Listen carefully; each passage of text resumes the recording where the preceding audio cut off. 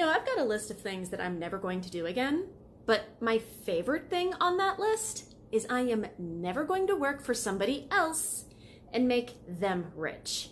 Not since I've learned to work for myself. I am learning to make 900 in a day, working 2 hours a day from my living room. So why would I go work and make somebody else rich? And guess what? What I'm doing is so beginner friendly. You don't need to have any tech skills. It didn't cost thousands to get started, and there are no monthly expenses. And it's my own business. Look, if you can follow a simple cookie recipe, then you can do this.